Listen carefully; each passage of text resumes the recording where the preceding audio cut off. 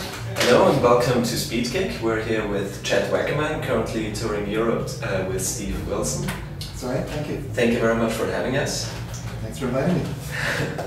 You started playing professionally at the age of 17? Professionally, yeah, yes. And you played also with Frank Zappa at a very young age. Who were you, how did you get started with music and who were your influences back then? How did I get started with music? My father's a drummer and a music teacher, so I started as a little kid. I was about 6 years old when I started playing drums. Because there were drums around the house, and Dad was a great teacher. I come from a very musical family. There's 4 brothers, no girls in our family except for Mom. Okay. We're all musicians. So I'm the oldest, and Bob is a great bass player and a music producer.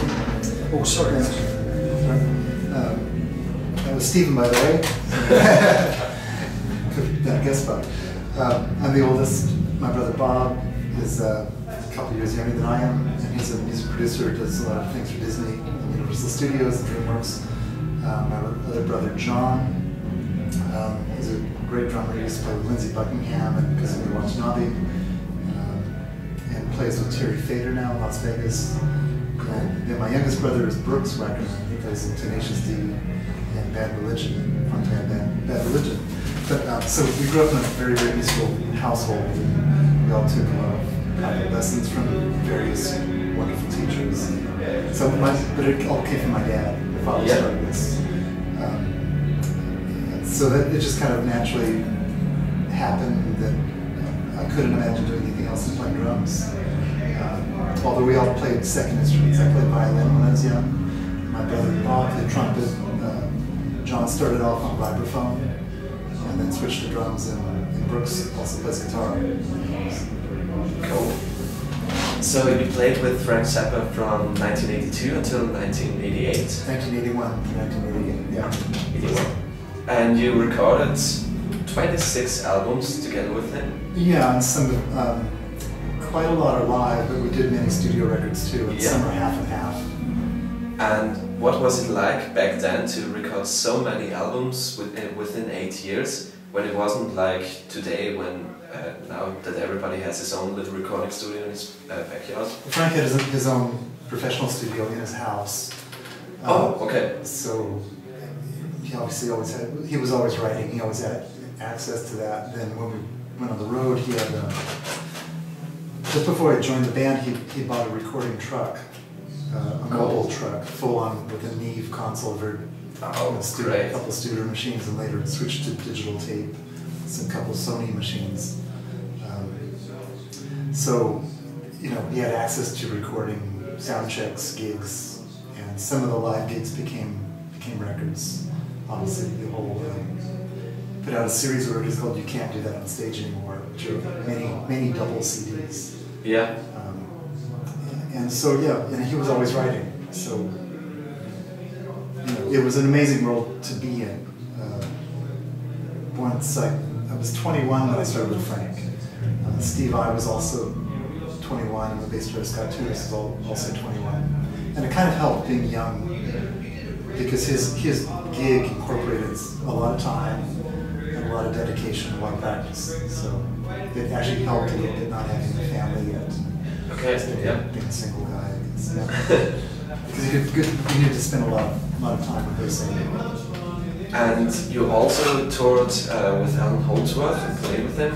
Yes, starting in '82, on and off, and we still work together. And how did you figure out, I guess those 2 schedules were pretty busy?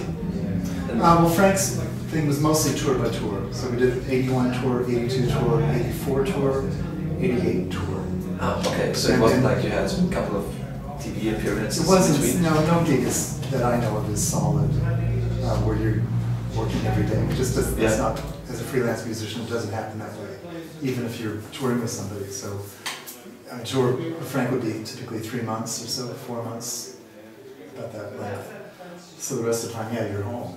You're off. So when I was home, I'd be working with Allan, either recording or doing tours. And there was another great English drummer, Gary Husband, and we would pretty much trade off on Allan's gig. Okay. So if he went out with a band called Level 42, if I was available, I would do Allan's. If I was busy with Frank, then he would do Allan.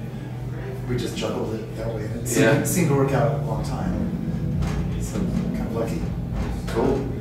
And trading those gigs with Gary Husband, I guess back then it wasn't like with your elbows, so it was cool. And oh yeah, no, I'm a fan of he's an amazing musician. I'm a fan of his drumming and his piano playing. And you also work a lot together with other drummers? Like, a little bit, I can't say a lot. I've done things with my good buddy Terry Bozio. Yeah, and the whole drum ensemble among Bill Bruford? Bill Bruford, Dudu and Daye Rose. Louis Conte? And Louis, yeah. Louis is an old friend. We've done two tours with that group. Cool. Both in Holland, both in the Netherlands. Yeah.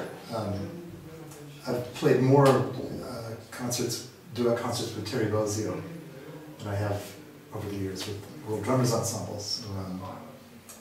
I think we've done about 4 tours with Terry, and we've done quite a lot of work at drumchannel.com. Yeah. Where it's an educational website for drummers. I've been to the studio twice. Oh, you have? Yes, yeah. It's amazing. Yeah. Yeah, it's a great Drumming paradise. It is. It really is. I mean, it's the highest quality thing I've seen on the net for education for drummers. Yeah. And what kind of experience do you take away from gigs with other drummers? Well, Terry's such an individual. You know, playing with him is almost like playing with a band. Yeah. You know, because he's able to create so much music that, and we seem to have a kind of chemistry together that works really well. I mean, sometimes you just fall into situations where everything's easy, and it's usually because of the other drummer, or it can be a situation with Allan Holdsworth where I feel we have a really strong chemistry when we play together. Even if you're playing complicated music, it's just very easy because they kind of hear it the same way you hear it. Yeah. Sometimes a person will have the same influences, and that's the case of Terry Bozio and myself. We both work with Frank, so we have that in common, and you know, we both love quite a lot of the same composers and other musicians. So, and working with Terry is different than working with other drummers because he's very patient. He's not in a hurry to just do a lot of chops. You know, it's really, really, I feel, all about music. So I can hear when he's playing melodic things, when he's playing harmony, or when it's more rhythmic, or if it's African influenced, or if it's Latin influenced. It's immediately obvious to me. Yeah. And we have a good balance, I think, of give and take when we play together.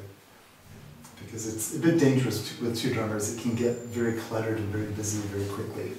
You really have to be, I think you need to, I like it when drummers are patient when they play together, because you have twice the amount of rhythm going on, or potentially could. So. Cool. And you're also writing a lot. You wrote the music for Dennis Miller's show, and you have 5 solo albums. Yeah, I have 5 solo albums and a CD. The latest record features Allan Holdsworth and Jimmy Johnson and Jim Cox, and it just came out on a double box set. It's a double vinyl, you know, running at 45, it's kind of audiophile quality, plus a CD and a booklet. So it's a nice. We actually have it here tonight. So okay. Stephen's very nice to let us sell our own things at the merch table. Oh, that's cool. He's very cool. But yeah, no, I'm very excited about it. I'm really pleased. It took a long time to make that record. I was very happy with it. Okay. Are you currently working on new projects where you're not the drummer, but the writer, or? I love writing. Yeah, I write some things anonymously. I work for a library music company as well. And that can just be, it's almost like quite a fun assignment. The last one I did was an organ trio. B3, but it's music that's licensed to film companies, or could be licensed to cable TV, radio, anything like that. So, and each one of those are different style. I did one. The one before that I did was it was music meant to be for movie trailers, and it's all drums, percussion, and sound design. So it's all very action-oriented. Yeah. Well, they're creative projects to do, and they're fun, but the public never knows. Sure, yeah. You know, it's not a Chet Wackerman album. You can't buy it that way. But and I write for my own band. I had my own trio in LA too, with Mike Miller and Doug Lund, and we've done a DVD, actually through Drum Channel. Okay. Yeah. And with your 3 other brothers being successful musicians, do you kind of trade jobs or gigs, or shows? When we were younger, we did. For example, Bob played with Allan Holdsworth for a little while, and he played on the Secrets record, played on 1 track on that. And I play on Bob's sessions, because he produces these big production sessions for Disney or big studios. I play on those. Brooks has played on those as well, but and Brooks at this stage, Brooks is a band member of Bad Religion, and he's a band member of Tenacious D, so that's, you know, that's a separate thing. If you freelance, yeah, I'll recommend them. Okay. And what is a family reunion like with so many musicians in the family, so many successful musicians? Our family's very close. It's not like you think we don't get together and all play drums. But sitting at the table with a spoon and doing that. No, but I'm really lucky. We really have a great relationship. I have a great relationship with all my brothers and my father too. Dad is still teaching. He's 83 years old, and he teaches jazz to kids. Cool. Grade years 6th, 7th, and 8th grade. So he always has great bands, and he's an amazing teacher.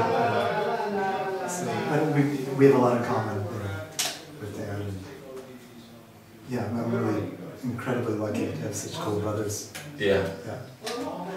Drum Channel actually did a show on our family. You can look it up. It's kind of. I will. Okay, cool. Once again, thank you very much for having us. It was a great pleasure. Thanks for having me. Appreciate it. Okay. See you soon. Hopefully.